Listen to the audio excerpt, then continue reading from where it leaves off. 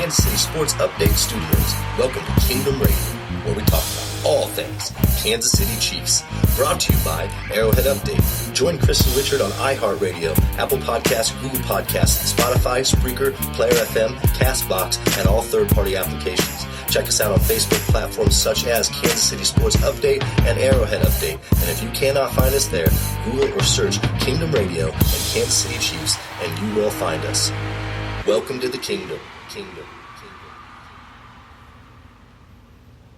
How are we doing, Chiefs Kingdom? Welcome to Kingdom Radio, and I am your host, Richard Smith. And with me tonight, as always, I have my co-host and senior NFL analyst, Chris Chavez. Chris, what did you think of the game, and how are you doing?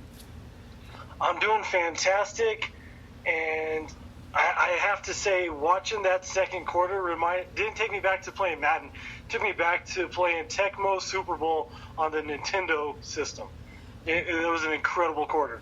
Hey, wow. Hey, I love the way you put that, too, because I was just telling a buddy of mine that I wish they would bring Tecmo football back, in this Patrick Mahomes era. So you couldn't have struck more of a chord with me on that one. And, Chris, I'll have to say, we've been doing a lot of live events here in Kansas City, and I've missed you, man. I've missed being on the show with you, and I'm happy to be on here talking football with you again tonight. Likewise, I've missed being a part of it and missed talking with you as well. Hey, you're always a part of it, man, no matter what we're doing. And so, with that being said, Chris is a great asset, and so is Pizza Shop Platte City. That is Kingdom Radio's main sponsor. We could not be more happy with the sponsorship that we've acquired through Pizza Shop Platte City. Go up there and get yourself a butcher block. That is their Meat Lovers pizza, which is what I order every time. And hey, look, I couldn't be happier with the turnout of that pizza. It is amazing. Go up there and get yourself one. Get yourself a free side salad as well. If you go to our website, KC Kingdom Radio, the Facebook page, click on the coupon. You bring in a subscription of Kingdom Radio, and that coupon, you will get a free side salad. So, with that being said, how about them Chiefs? The Chiefs now move to 2-0 on the season after defeating the Oakland Raiders Sunday, and Patrick Mahomes had a second quarter for the ages, which Chris touched base on. Speaking of Patrick Mahomes, let's just talk about this. Today is the MVP's birthday. So happy birthday, Patrick Mahomes. Thanks for everything you've already done in Chiefs Kingdom, and we couldn't be more excited to see what comes in the future. And Chris, I'm going to give you your chance to give Patty Mahomes a little birthday shout-out yourself. Happy birthday. If I had the opportunity, I would bake you the biggest ketchup cake in the world, because I know how much you love it. hey, look, and I don't know, what is it, Heinz that he has that deal with? Like, hey, there you go, Heinz. Wink. That's your little promotion for you. So, happy birthday, Patrick Mahomes. Hey, look, I really want to thank everyone who came out this past week for our live podcast at Pizza Shop Platte City. We had a blast, and I hope everyone else did too.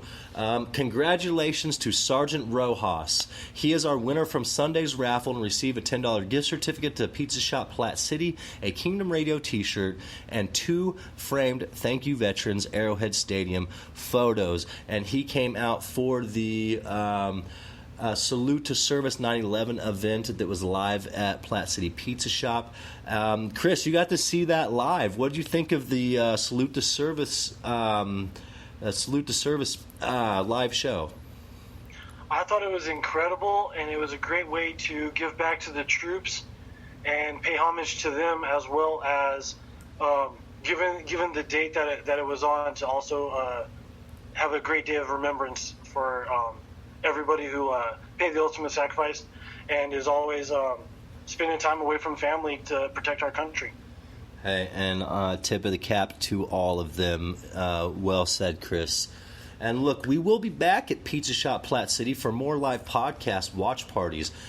Week 7 for the Broncos, obviously a huge game for Chiefs Kingdom, and Week 10 for the Titans. Be sure to enter our upcoming giveaways featuring signed memorabilia from Tony Gonzalez, Dante Hall, and Derek Thomas. Be sure to find us on Facebook and like Kingdom Radio to stay up to date with our live podcast events. Also, you'll find all the new Kingdom Radio gear, which is now available for purchase: men's, women's, and children's t-shirts, as well as Kingdom Radio hoodies. Rep your favorite podcast and help us bring Chiefs Kingdom even more awesome content and analysis. You can view and purchase by searching our link, kingdomradio.itemorder.com/sale. Again, that is kingdomradio.itemorder.com/sale. And hey, we got all the promotional stuff out of the way. Let's move in to a little bit of football.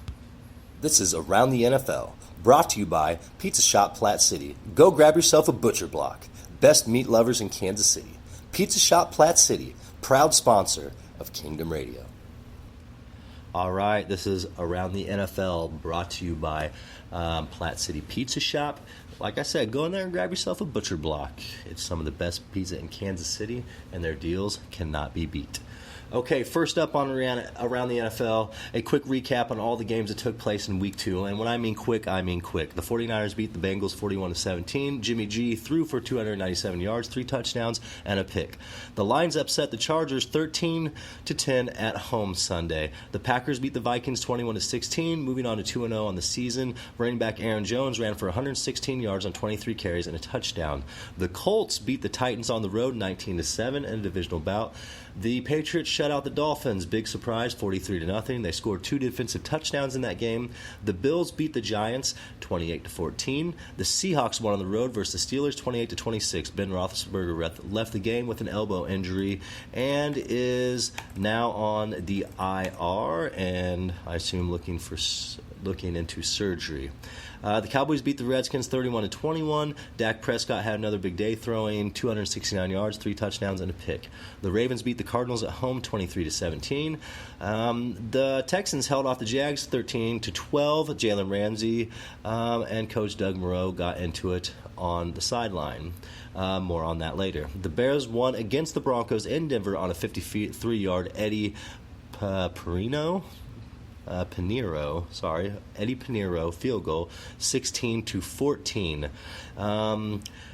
The Rams beat the Saints at home in a rematch of last year's NFC Championship game, 27-9. And with that, I want to let you hop in on this a little bit, and also talk about the Steelers game. What happened here in the Saints game? What do we expect with Drew Brees, Chris?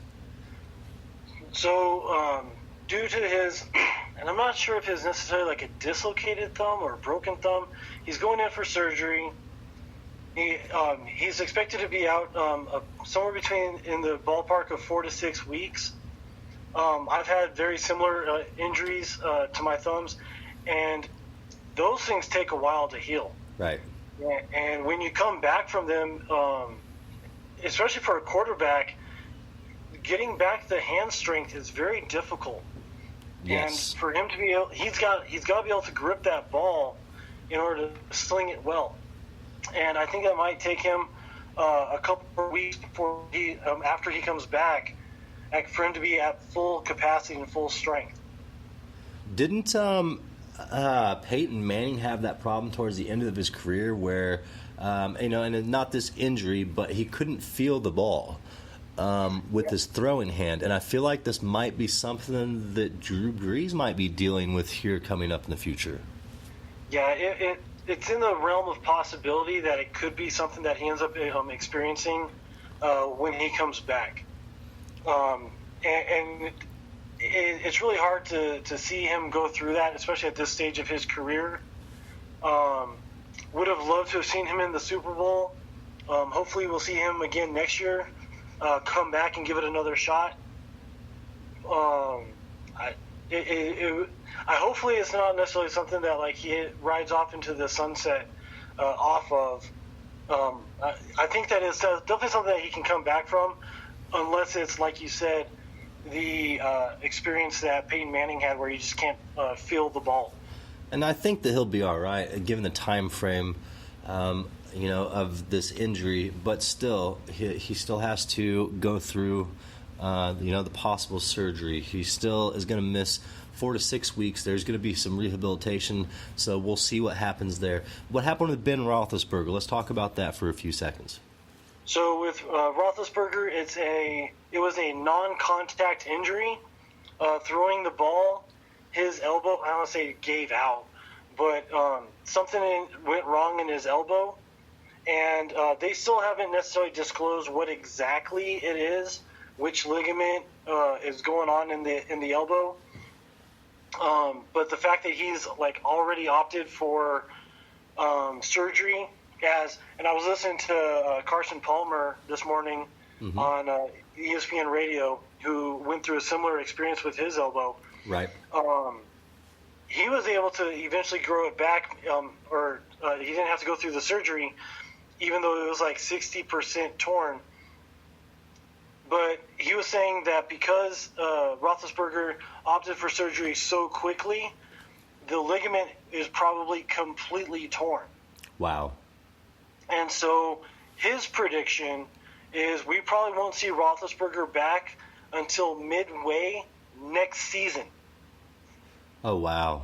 Because this is essentially, or could be essentially, a baseball version of Tommy John surgery for the quarterback. And that's exactly what I was going to ask you. And that's one of the toughest surgeries for anybody to come back from, who has a role in sports where throwing is dominant for them. And I would really love to see Ben come back. Is it likely with those given circumstances? Not very likely. And I hate to see that for a man who just threw for 5,000 yards last season. But at some point, your body kind of, starts to show its age. And I hate to see that for Ben. But, with that being said, let's also touch base on Eli Manning. Eli Manning lost his starting job, and I feel like this is, the beginning of the end for Eli Manning as well. He had a great career, honestly.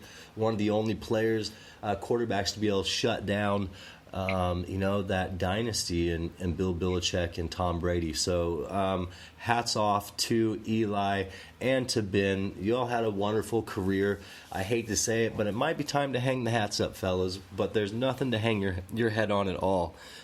Great careers by both players. Yeah, great careers.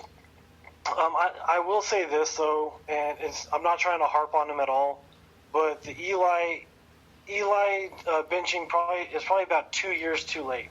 I agree, but I also understand the dedication to a player that has dedicated so much to the New York Giants. No, absolutely, and here in about 15, 16 years, we're going to be having to deal with the same issue with Mahomes, and, in all honesty, and I've never been in that situation. We've never had a quarterback who we necessarily felt any sort of loyalty to, because other than Montana, nobody was really taking us the distance and putting us in positions to win, and so we were always churning over those quarterbacks. With Mahomes, it'll be the first time that we have to deal with that, and as long as he's still I'm not going to jump way ahead, but as long as he's keeping us competitive, I can't really say bench the guy. He gives up. How many years was Eli with them?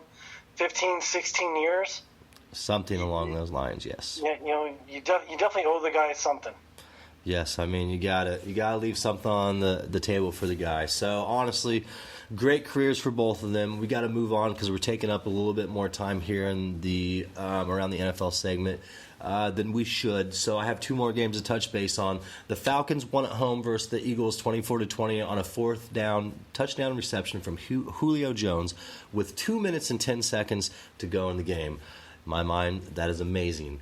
The last game I'm going to touch base on, and this kind of will catch some people's eyes just because there's high expectations of the Browns, and they somewhat lived up to that, even though it was the Jets on Monday night. But the Browns beat the Jets 23-3 on Monday Night Football, and Odell Beckham Jr. showed up and got himself a touchdown.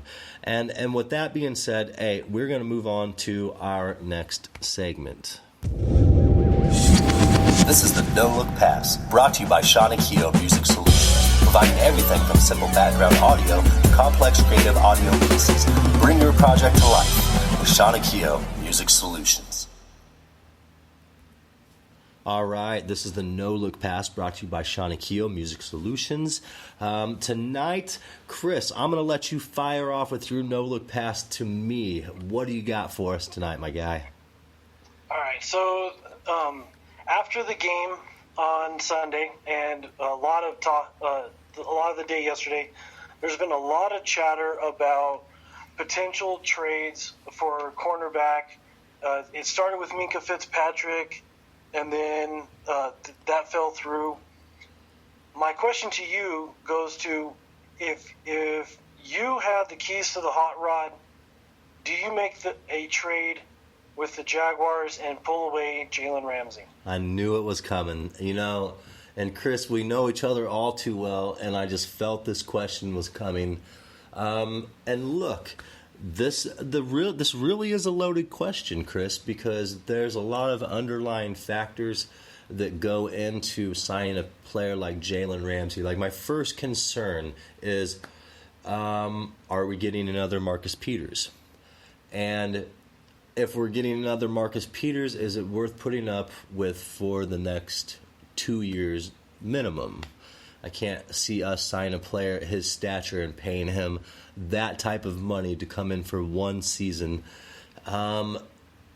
Also, it's hard for me because, well, he was the one who, put Tyreek Hill out for 4 to 6 weeks and then got up and took a nice little cheap shot after him after he injured him. So I'm on the fence about Jalen Ramsey. Shutdown corner? Yes. Do we need that on our team? Absolutely. Is this the year to go out and get somebody like this? Yes. So ultimately, I would say let's go ahead and pull the trigger. Let's go get him. Let's see what happens. I feel like that this will be a resolution for Antonio Brown signing with the Patriots. I feel like it's a good avenue because we couldn't get Peterson. The Miami deal happened, sent their corner off. So I say yes, let's go get him. What do you think?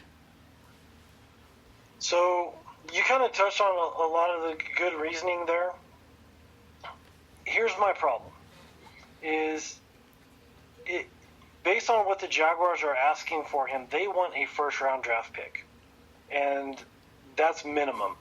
Right. And there is no way on this earth that I'm going to trade a first-round pick for a one-year rental. Because right. let's be real. There's a lot of other guys who we have on our roster who have earned the paycheck that they have coming to them this offseason. Absolutely. And Jalen Ramsey is a poor man's Marcus Peters. Right. And I'm not going to give a first-round draft pick for that headache, right, for that drama. Yes.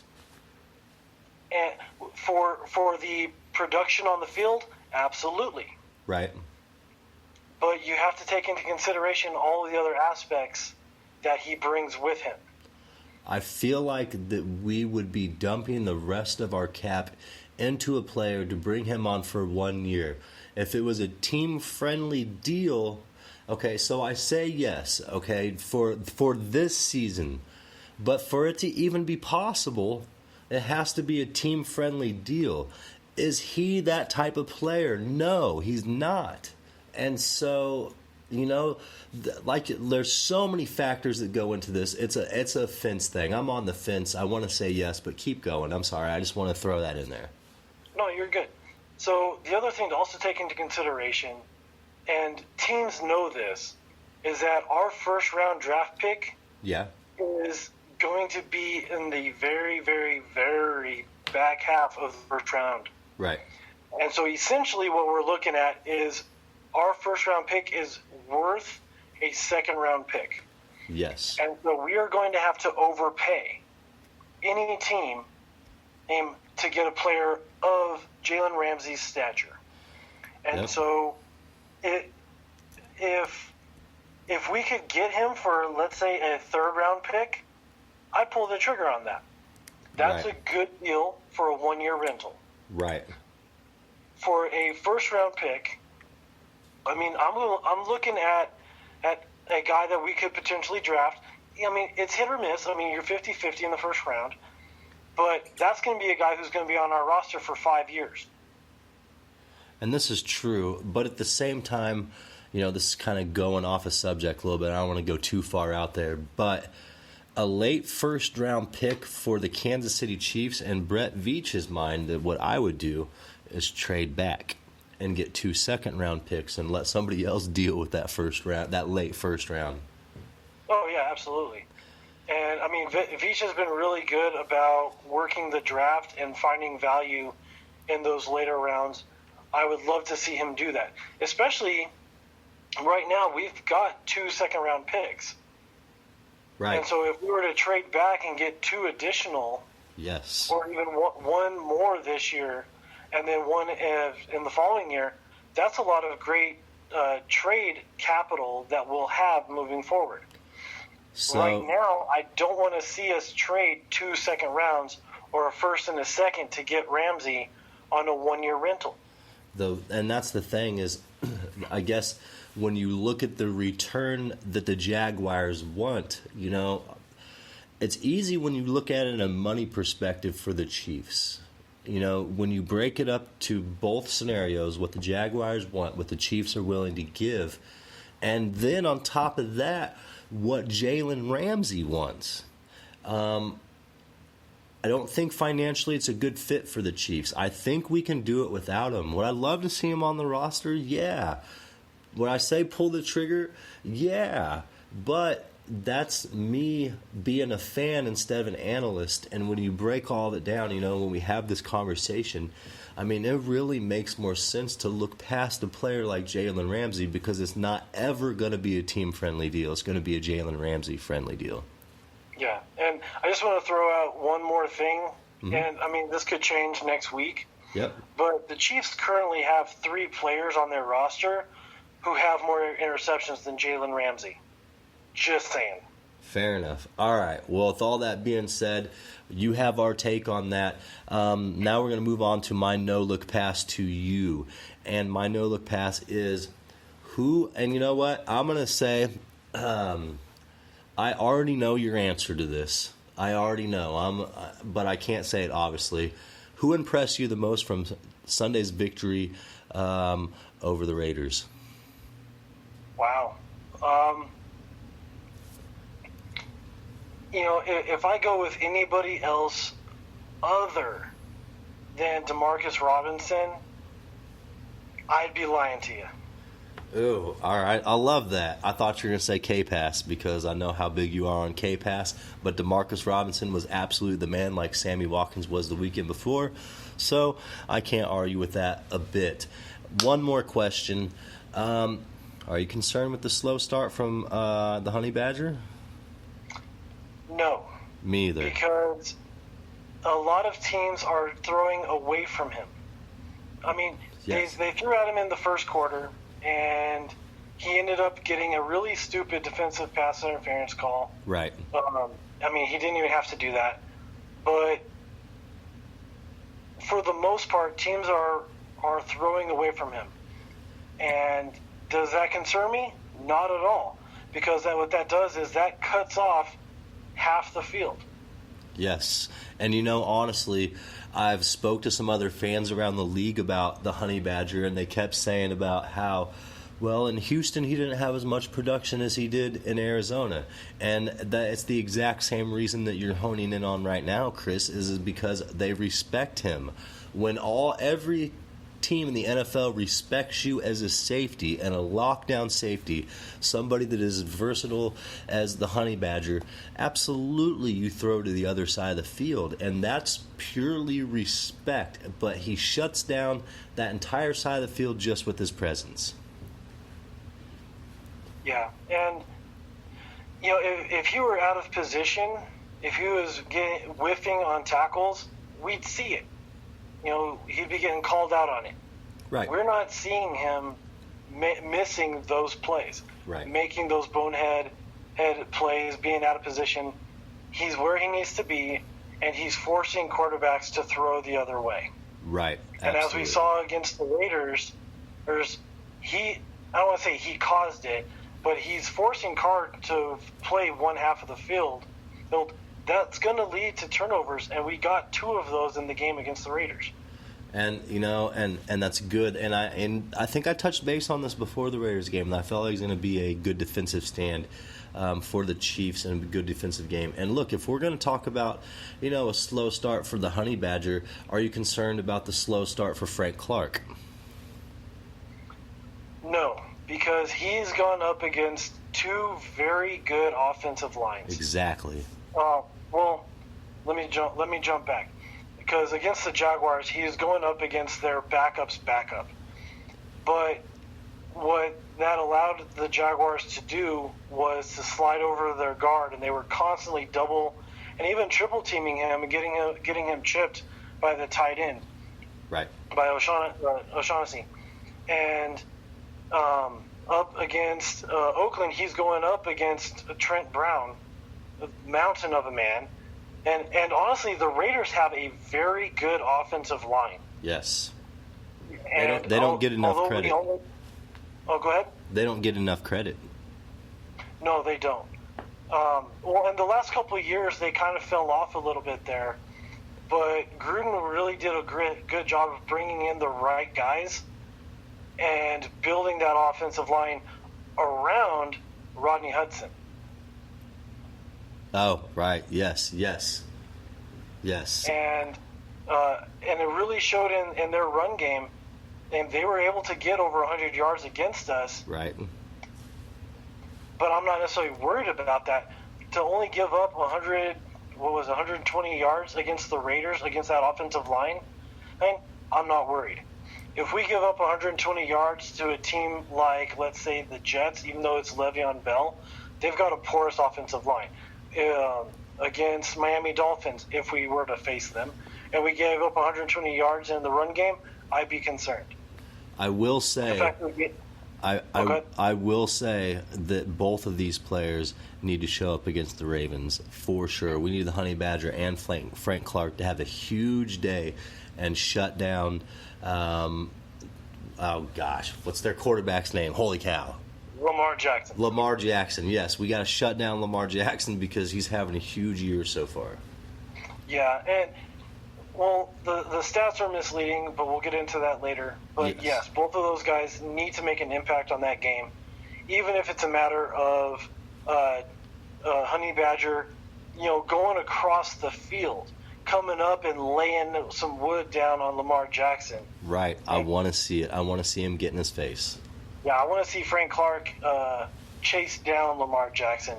Right, absolutely. All right. Yeah. All right, so, hey, we got to move on here. We're going to talk about the Chiefs' injury report. Our injury update, running back LaShawn McCoy's MRI came back clean after injuring his ankle in Sunday's game against the Raiders. There is a possibility that he suits up to play against the Ravens, which is great news. Running back Damian Williams suffered a bruised knee and left the game early on Sunday. We should know more about both running backs' health and availability for Sunday's home game as the week progresses. Left tackle Eric Fisher only played a handful of snaps on Sunday with a groin injury. Hopefully, with us holding him out the majority of the game, he will be ready to go for us this coming up week. Then we have a roster update. The Chiefs have signed lineman Greg Greg Sinnott off waivers from the Baltimore Ravens. And defensive lineman Joey Ivy. So, with that being said, look, we're going to talk about our first topic here for the Chiefs Raiders. Obviously, the Chiefs defeated the Oakland Raiders 28-10 on Sunday. Patrick Mahomes completed 30 of 44 passes for 443 yards and 4 touchdowns. Think about this. In the second quarter alone, Patrick Mahomes completed 19 passes for 286 yards and all 4 of his touchdowns.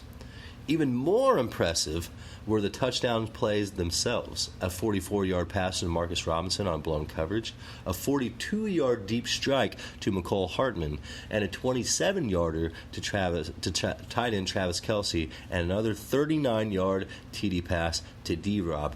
And to end the half, I don't know if anybody caught this in Chiefs Kingdom, but Patrick Mahomes' last 6 passes in a row to end the half were for 25 yards or more in a row. Just throwing that out there. So, Chris, talk about this Chiefs offensive performance. I know it was lacking in the second half, and we had a touchdown taken away, but talk about that second quarter a little bit, Chris. Let's hear it. So, the second quarter was, like I said earlier, absolutely fantastic. I mean, it was video game-esque. Right. There was absolutely nothing the Raiders could do to stop us. They get us into a third down, and then Tony Romo starts talking about how we're getting shut down. We need to get ready to punt. We need to start working the clock, blah, blah, blah, blah, blah. Oh, look at that. Mahomes just threw a 40-some-odd pass down to somebody, and it looked like a layup because it was so easy. Romo had no idea what that was going on. And I think he was just about as lost as the Oakland Raiders defense and secondary was. And hey, and that's really amazing, to have such a brilliant mind, and Tony Romo, who does such a great job, with analysis. And it was great, because you would hear him like right in the middle of his commentary, and I think the Chiefs are going to 56-yard touchdown. You know what I mean? And then like the next drive, he's like, well, I think it's time for there's a 65-yard touchdown. Like, it's hilarious just to hear, his commentary, because he doesn't even know what Mahomes is going to do. Yeah. Well, and I think what also kind of helped with that was the lack of competence of the Raiders secondary. The safeties looked absolutely lost that entire quarter for sure. The cornerbacks, I mean, I felt really bad for Conley after the injury last week to have him out there. I feel like he wasn't 100%. He got picked on a lot in that game. But they have nobody else really to turn to. Right. Because that roster is still getting built up. And, we definitely probably could have put up a lot more numbers up against them. And I feel like there's a really good reason why we didn't, or a couple good reasons why. With the 28-10 lead, I mean, we're still up by 3 scores. Right. And as the game progressed, I mean, the Raiders weren't showing anything offensively to show that they were going to be able to, in any way, shape, or form, come back against us. Well, so it's just a matter of. Oh, go ahead. I'll say, the thing about it is, the Raiders started out with a 10-0 lead against us, and it felt like the momentum was on, Oakland's side, and then once that second quarter hit, that huge gust of wind hit the Chiefs' sail and sent us in such a direction that how could it not diminish your demeanor? As far as the Oakland Raiders are concerned, I couldn't see any team coming back from a 300-yard second quarter with 4 touchdowns. I mean, that's just phenomenal. And then to be held scoreless in the second half, look, our defense came out and really stepped up, and I was extremely proud of that. But, of course the air was taken out of the Oakland Raiders in that second quarter, and I just think that carried the momentum, throughout the second half. And I also feel like that Oakland, John Gruden's a stubborn guy. I feel like he just stuck with his game plan, and it just didn't work in the second half. We made some transitions because Spags is the man, and we pretty much just shut down John Gruden's game plan. Yeah, well, and let's be real. Bob Sutton never would have made those in-the-game changes. He would have stuck to his guns, and we probably would have had a much more competitive game if Bob Sutton had been the defensive coordinator in that game. I completely agree with you. And if Chiefs fans or Chiefs Kingdom, if you haven't honed in on this, Spags has a very intricate mind. He's an onion with a lot of layers. And that's something that we've been lacking on the Chiefs' defense for quite some time. So it's nice to get some versatility, within the mind that creates everything on defense. And he's kind of like Andy Reid. So also, I was really happy to see Patrick Mahomes spread the ball around. Not only did Demarcus Robinson obviously get in the mix and have a huge day, but McCole Hardman and Travis Kelce, it's just nice to see him continue to grow and spread the ball around, and he's progressing as a quarterback. This isn't something that he's hit his ceiling, and I think we all knew he was going to keep going, and he just had to show us, and he has. The man is putting up incredible numbers. I think that, look, like I've said before, we have the Michael Jordan of football, and we need to treat it as such. The man deserves respect. I feel like in Chiefs Kingdom, hey, we're getting a little comfortable with Patrick Mahomes. He is the ace. He's the ace of spades, and we need to treat that man like that. No, absolutely. And if I could go into all of the records and stats that he put up in that game, I can't say really quick because there's a lot. So just run through it real quick, though. Okay, I'm going to do the best that I can. So his 443 yards was the second most point or yard total in his career. He had a 131.2 passer rating, which was the third highest of his career. Last week was his second highest. Mahomes is now the only Chiefs player to ever throw for multiple 400-yard games. This was his 12th 300-yard game, which ties Kurt Warner for the most through 20 games to start their career. Mahomes still has one more game to break the tie against Baltimore.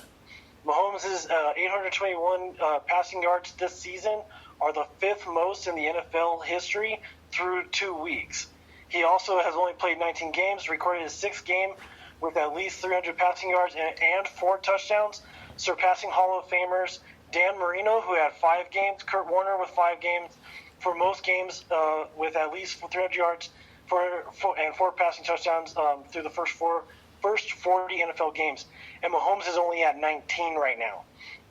Mahomes also became the first quarterback in NFL history to toss 3 or more touchdowns in 7 straight road games with his performance on Sunday in Oakland. Tom Brady, his streak and former record was 6. Hall of Famer Brett Favre, Hall of Famer Dan Marino, and George Blanda, also Hall of Famer, all had 5. And then Patrick Mahomes threw, as you said, 278 yards in the second quarter, which is the second most in a single quarter over the last 40 seasons. Drew Brees had 294 in a quarter in 2008. Wow. Hey, look, I dare anybody to try to say all that in one breath, and this is only 19 games into this man's starting quarterback role with the Kansas City Chiefs. And look, that is absolutely impressive on every aspect. I don't take anything away from the kid. And look, I'm really, really, really glad that you honed in on every single one of those to share with Chiefs Kingdom, because that list is a mile long. And look, he hasn't even played 2 seasons as a Chiefs starting quarterback. So, hey, we're going to end the Chiefs offense on that highlight right there, because, hey, you couldn't ask for a better highlight reel than what Chris Chavez just touched base on. So, look, we're going to move into, let's talk about the Chiefs' defensive performance here a little bit. and what you thought. I know that you're a big fan of K-Pass, who got in there and got himself two sacks. Also, our man Chris Jones, didn't he get in there and get himself a sack? He did. He got a big one. Yes, Braylon is another one. All right, so break down the defensive game here. Tell us a little bit about this game, because this was impressive. I know that a lot of people, shy away from Oakland and shy away from that offense, but there are some key elements to that offense that really could have done some damage against the Chiefs, and we shut every single aspect of that out. So, Chris, go ahead and touch base on that. Okay, so let's see where to start. We had 3 sacks on the day, and as well as 2 interceptions, one by Travarius Ward on what Carr is calling a ridiculous pass interference call that was called the wrong way. Hey, if you watch that play, the wide receiver goes up and he hits the opposing defensive back that he's coming into contact with. He never made a play for the ball. No, the cornerback, he wasn't trying to make contact with the wide receiver. He never looked over in that guy's direction. So Carr watched the replay and then shut up. It was he threw it to no man's land. Exactly. And then on the other one, and Raiders were driving, and he made an awful pass.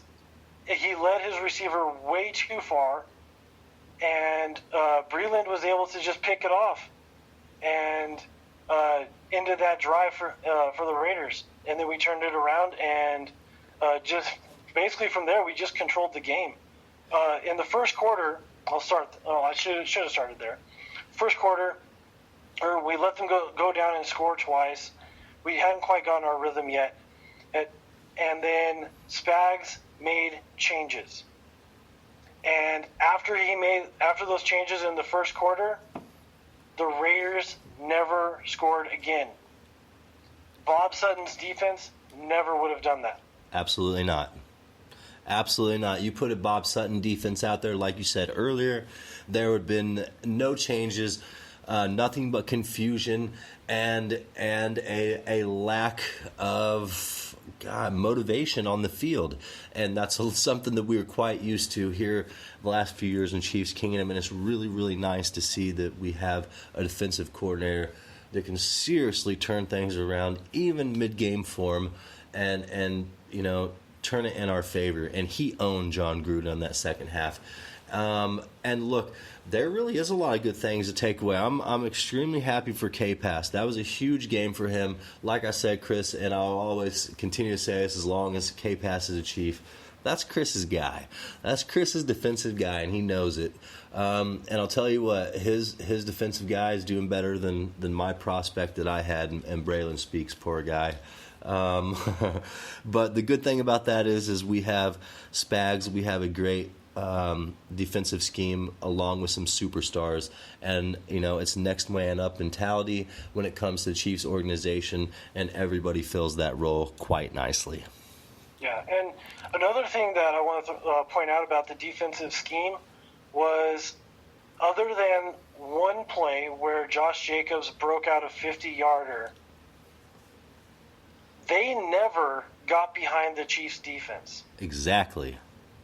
The safeties, the cornerbacks, they always kept the play in front of them. Right. And yes, the Raiders put up 120 some odd yards. But if you look at, or if you take away that 50-yarder and you cut it down to even just a 7-yarder, or the Raiders don't rush for more than 80 yards against us. Which is great. And that will be 2 weeks in a row that we would have done that. Exactly. And I was going to bring that up, but I'm glad that you did. And so the question marks that we had on defense, I know that this was just Oakland, and I don't ever want to say that, because keep in mind, everybody, that it is still a divisional rival. This is a divisional game. No matter what, our division opponents usually play us pretty tough. So it was nice to see us go in there and get an all-around victory. It wasn't ever really even close for the Raiders. I know that they had the 10-point lead, but that diminished quickly. And it just showed the depth and the versatility that the Chiefs have to change up our defensive schemes and offensive schemes. I mean, it was like playing Madden out there. So, hey, look, I'm going to wind that game up with this statement right here. The Chiefs walked away from Oakland for the very last time to take the winning record. As it stood, we had 19 wins, 18 losses, and a tie. And so the win put us at 20 wins, 18 losses, and a tie. So we will forever walk away from the Oakland Coliseum with a winning record. And we will continue this trend into this new Las Vegas stadium, which will now be home to, our Raider haters. Hey, look, I don't care where they go. I still hate them, and so does Chiefs Kingdom. But the tradition won't change. We own them in Oakland. We're going to own them in Las Vegas. We're 2-0. We are 1-0 in the division. And next week, we have a formidable opponent with Baltimore. I'm sure everybody's heard about Lamar Jackson. But if we can shut down these two teams like we did the first 2 weeks of the season, I feel like we can go in and do the same against the Ravens. So, with that being said, the chapter is forever closed in the Oakland Coliseum, and the Kansas City Chiefs came out on top. And in my mind, that might be one of the most important things for anybody in Chiefs Kingdom. And I hope you all enjoyed the ride, because the ride just moved to Las Vegas. And let me tell you one thing, if you know anything about Las Vegas, that's a ride as well. So buckle your seatbelts. We're in for a fun ride here, and we're going to continue to own Oakland. So, with that being said, we are going to go into our last topic here. Like I said, the Chiefs are 2-0. I'm sure Chris could not be more excited like I am in Chiefs Kingdom to see what we've done here in the first 2 weeks. We picked up right where we left off. Patrick Mahomes is in mid-season form, and this week we have the Baltimore Ravens with quarterback Lamar Jackson, who has been off to a great start here in his second season. Jackson has thrown for 596 yards and 7 touchdowns with 0 interceptions so far this season. And last week, he rushed for 120 yards on the ground. Clearly, this guy is a very talented athlete. So, Chris, what's your take on Lamar Jackson and this Baltimore offense? I know that you put in a lot of work on this segment by itself. It means a lot to you. Chris, take off. The floor is yours. Okay, so as you mentioned, Lamar Jackson is absolutely their leading offensive weapon. Against the Cardinals, he accounted for 392 total yards of offense. As you also said, 120 of that was rushing, 272 of that was passing. 272 yards of passing does not scare me. The 120 yards of rushing does. But what that also tells me is he's going to be out there and vulnerable for our defensive ends, for our linebackers, and for our cornerbacks who, and I don't know if anybody else has noticed this, loves to come up and tackle the running back. Yes, they do. They're going to have opportunities to hit him, and to hit him a lot. Right. In the first 2 weeks, he played against the Dolphins. He played against, who was that, Cincinnati? Oh, no, my. I'm sorry, Arizona last week. And nothing against the Cardinals. They don't have a great defense. Exactly. They're like the Chiefs last year. They're in the back half. So is their offense. And so I want to say that his stats are very inflated right now. Right. And I'm not necessarily on the Lamar Jackson train yet. Now I will say, for him to be honing in on only 2 receivers and constantly throwing to them and still putting up those stats, that's fantastic. But those defenses that he faced don't have the depth and the ability to shut down more than 2 wide receivers. So let's look at They shut down. Well, go ahead. Let's look at it like this for a second. So every team that Lamar Jackson has played against so far, they have had to prepare for him and absolutely have failed. I feel like in this game, Lamar Jackson has to prepare for, and it's not any different, in any game, but I feel the mental aspect, look, this guy's going to have to prepare for Spags. And with that being said, I don't think that the mentality level between the defenses that he has played the last 2 weeks compared to the defense that he is about to play, look, that's a whole other level on so many different levels. It's just one of those aspects that he's never seen a defense like he's getting ready to see. And I just look at it as one of those things that the preparation for this game, I feel like there's more pressure, on Baltimore than there is on the Kansas City defense. Absolutely. And as you kind of touched on it, he hasn't seen a defense like this. But that's the great thing about Spags and what Reed has been doing with the offense. They've been holding back. Right. We have not seen the entire playbook yet. No, we haven't. And to throw in some additional stuff, we haven't even seen the entire roster yet. We still have linebackers who we can mix into the rotation who have tremendous speed that will match Lamar Jackson and will potentially be able to close off those outside routes that he's going to be trying to run out to. We're going to be able to control him and at least keep him constantly looking to his left and to his right. Am I getting hit? Am I getting hit? And as long as he's looking for that, he's not looking down the field, and then he gets hit. Here's my thing with Baltimore, and I'm going to stand by this, and I feel like this is what our coaching staff is looking at as well, is the Ravens are a one-dimensional team. One-dimensional. Without Lamar Jackson, they're nothing, okay? And that it doesn't matter what aspect. If you shut him down in one aspect of the game, it doesn't even have to be passing and rushing. You stop him in rushing, they're done.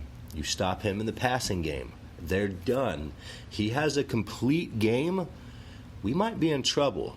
Do I think that's going to happen against the Kansas City Chiefs team? No. But that's what's happening against all these other NFL teams, is they're not even trying to just shut down one aspect of his game. If you can take away one aspect, you're in the clear with Lamar Jackson and the Baltimore Ravens.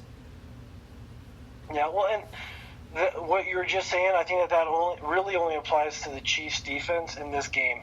Because against the Dolphins, Jackson hardly had any rushing yards at all. But in the game against the Cardinals, he blew up for 120 yards. But against the Dolphins, he was much more one-dimensional and was just throwing the ball all over the place. Now, let's be honest, though. That's because of the system. Oh, yeah. No, absolutely. Well, and who he was facing. And against the Dolphins, they don't have anybody who can cover anybody. Oh, wait, that's what I meant. I'm sorry. That sounded more on the Baltimore side. Yeah, no, that's because of the system in Miami. Yes. Yeah. Yeah, you're right about that. And then the Cardinals, they could not shut him down in one way or the other. And like when they did have everybody covered, he takes off and he runs, and they don't have anybody spying him, which is ridiculous. Mm-hmm. They don't have anybody at linebacker with the speed to be able to shut him down and control the perimeter. So he's able to rush for 120 yards. Yeah, and so on the other hand, we'll have the ability, that we'll have the talent, and we'll have the physical ability to shut him down. and to control his game. And now think about this as well. This game is at Arrowhead. This is the home opener at Arrowhead Stadium, which I will be attending, and I couldn't be more excited. Hopefully we'll be doing a live show there in J or D parking lot. Sorry, a little shameless self-production there, or promotion there for Kingdom Radio. But keep in mind, it's going to be an Arrowhead, so that changes the dynamic of things as well. Has Lamar Jackson played at Arrowhead? See, now, and that's a big thing, too, for a young quarterback in the psyche, especially a Michael Vick-esque player. Sometimes those environments are a little bit different for you. No, absolutely. And has he played in tough environments? Yeah. Has he played in a Kansas City Arrowhead stadium? No. No, he's never played in the loudest stadium in the entire world. Yeah, and so he's going to be in for a very rude awakening, and we'll have to see how good his silent count is, and see if they can actually keep it together. I think we end up creating a lot of false start on their offense. Ooh, and here's the thing is that complements my prediction with what we're going to do on defense, because me personally, creating all that confusion, I feel like Spags is just going to send our unit after him all day long, any way he can, because honestly, it's going to be a track meet with the Chiefs, obviously, but you shut down Lamar Jackson, that's it. So if we bring, say we leave our corners in man coverage, and we have one safety over the top, and we send the Honey Badger on a blitz, and then we bring a linebacker as well. Like, I'm okay with us bringing the heat towards Lamar Jackson like that all game long, because I still feel like we'll come out on top. Patrick Mahomes will still do his thing. Like you said, we'll force them into penalties because of that, because of all the pressure. We'll get in their head, and I feel like we can run away with this game solely off of our defense legitly getting in the O-line's head, like you said. And what I expect to see, not necessarily on every play, but I'm expecting to see, like you were saying, Honey Badger come down, and see him blitz, as well as see an outside linebacker blitz, forcing him to one side, and then we have the outside linebacker on that other side just waiting to crash. And right. He's going to get around that tackle, or even the tight end, whoever is the other end of their offensive line, break through that line and just absolutely rock Lamar Jackson's world. And we'd obviously love to see that. And hey, look, we've spent a lot of time on the Chiefs offense and the Chiefs defense and the Baltimore offense. But real quick, because we're running out of time here real fast, will the Ravens defense really stop the Chiefs offense? Realistically, no. They don't stack up in any way. Yeah. But they don't stack up against us. I don't care. They're old. They don't stack up against us. Yeah. The only threat in the passing game that I see is Earl Thomas. Earl Thomas is going to have the same effect that Honey Badger has, and he's going to make us think very long and hard about throwing to his side. But with no talent around him? The great thing for us is that... Say again? With no talent around him? Well... I can't say no, but not Kansas City Chiefs talent. Yeah, no. And that's the thing, is that he's going to make us second-guess it. Doesn't mean that we're not going to still throw at him. There we go. We'll Attaboy. probably throw underneath him. We'll probably have... I don't know what you necessarily call it, but like a tiered routes on his side where you have somebody underneath and then somebody going over the top. He's got to make a choice. Which wide receiver is he going to try to take?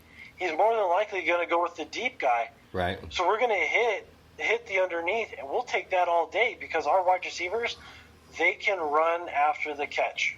And they can, but let's be honest, too. We still have Patrick Mahomes, and he'll still hit that back shoulder fade on Earl Thomas all day long. Oh, yeah.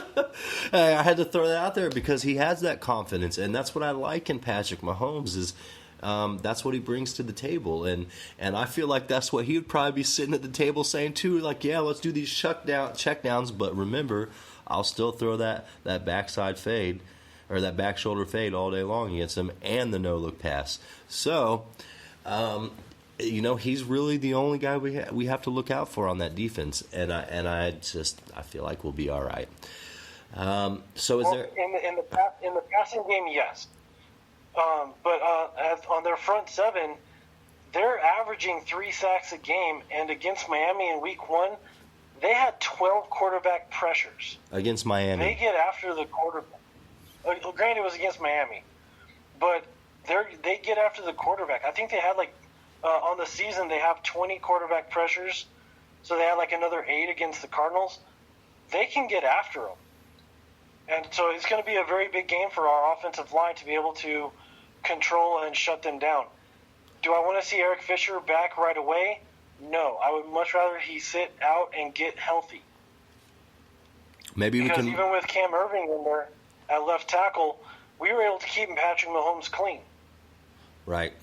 Hey, maybe we can rely on the running game here just a little bit more against the Ravens, but we're still a passing threat, and obviously our backfield is banged up, and that's a huge deal too. So, look, with that being said, Chris, we really are running out of time. We have eclipsed an hour here.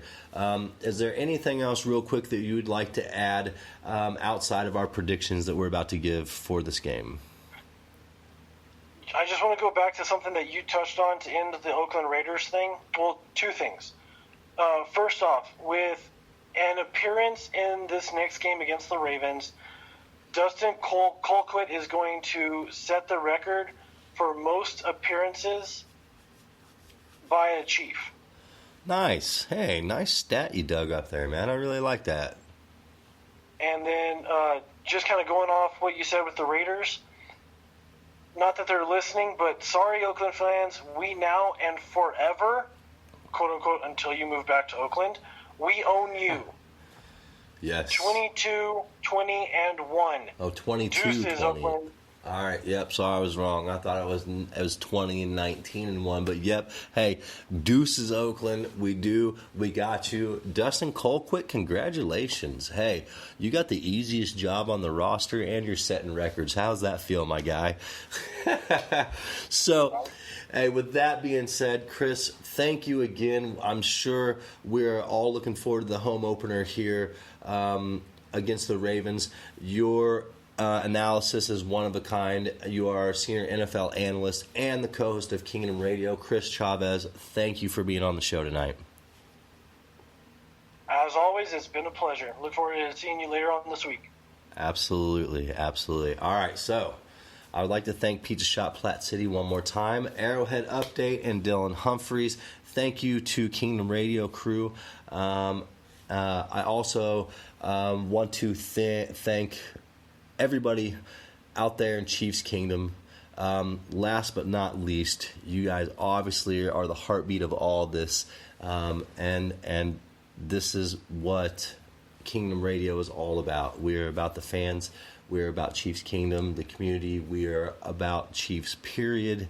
And, hey, we have started an excellent season here, and we are ready to move on to the home opener. Let's get pumped and let's get excited, Kansas City, because it is right around the corner and we have some football to play. Get out there, support your team, support the NFL. I'm saying Super Bowl bound, Patrick Mahomes, let's do this. Thank you, Kansas City. Have a great night.